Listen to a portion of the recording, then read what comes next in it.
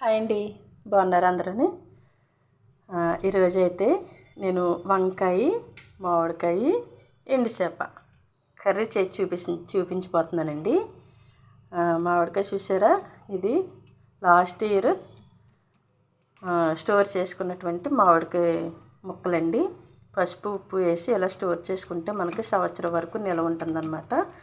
వంకాయ ముక్కలు కోసాను, ఇదిగో ఇలా ఉప్పు వేసి ఇలా ఉంచుకోవడం వల్ల ఏంటంటే కలమారకుండా ఉంటాయి అన్నమాట. ముక్కలు అనేవి ఇలాగే ఉంటాయి. ఇప్పుడు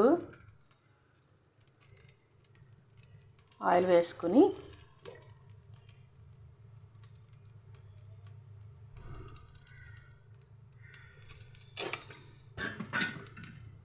ఆయిల్ కాగనిచ్చి ఎండు చేప ముక్కలు ఉన్నాయి కదా, ఇవి వేపుకుందాం.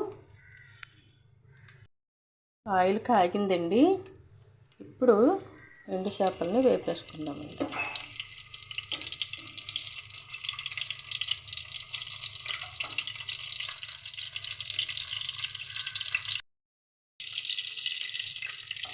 ఇవి కట్ చేప ముక్కలు అంటారు చూసారా, కట్ చేప.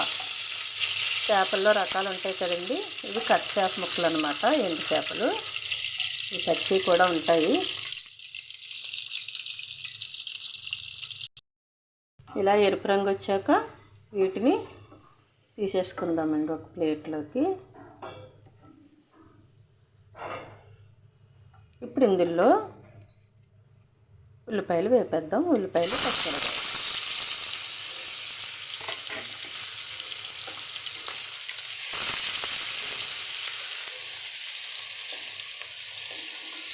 ఇవి బాగా వేగనిద్దామండి. త్వరగా వేగడానికి కొంచెం ఉప్పు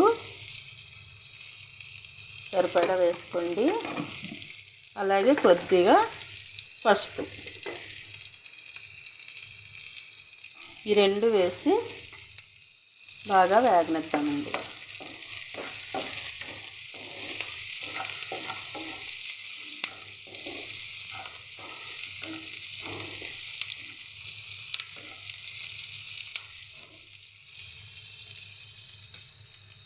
సిమ్లో పెట్టుకుని మూత పెట్టుకుని చక్కగా మగ్గనిద్దాం. చూశారు కదా, ఉల్లిపాయ చక్కగా మగ్గిపోయింది. ఇప్పుడు వంకాయ ముక్కలు వేసుకుందామండి.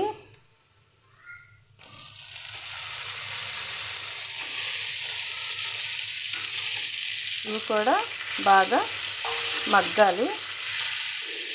కర్రీ ఏదైనా మగ్గడాన్ని బట్టే టేస్ట్ అనేది బాగుంటుందండి. దీన్ని కూడా మూత పెట్టుకుని బాగా మగ్గనిద్దాం.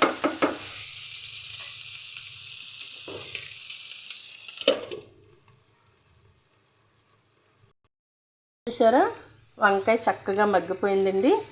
ఈ టైంలో మనం కారం, మనకు కావలసినంత కారం వేసుకుందాము. కొంచెం ఎక్కువే పడుతుంది, ఎందుకంటే మామిడికాయ వేస్తున్నాం కదా, అందుకోసం. ఇదిగో మామిడికాయ గుజ్జు అన్నమాట. ఇది కూడా మనకి కావలసినంత వేసుకుని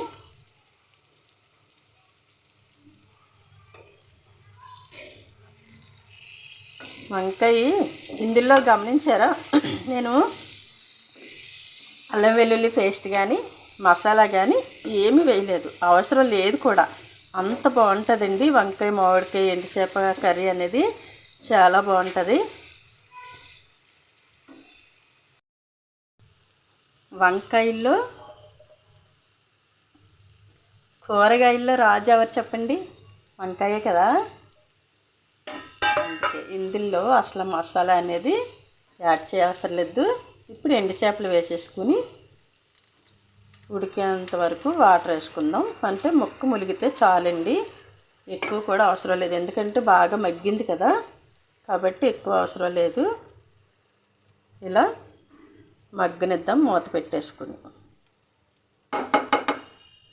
ఈ టైంలోనే మీరు ఉప్పు సరిపోయిందో లేదో కూడా చూసుకుని చాలకపోతే వేసుకోవచ్చు. ఇదిగోనండి ఎంత టేస్టీ కర్రీ రెడీ. ఎందుకంటే ఈ వంకాయ, మామిడికాయ, ఎండు చేప కర్రీకి ఎప్పుడు తినే అన్నానికన్నా కూడా ఒక ముద్ద ఎక్కువ వెళ్ళిపోద్దండి. అంత టేస్ట్ ఉంటుంది. కావాలంటే మీరు వండి చూడండి. టేస్ట్ ఎలా వచ్చిందో కామెంట్ చేయండి.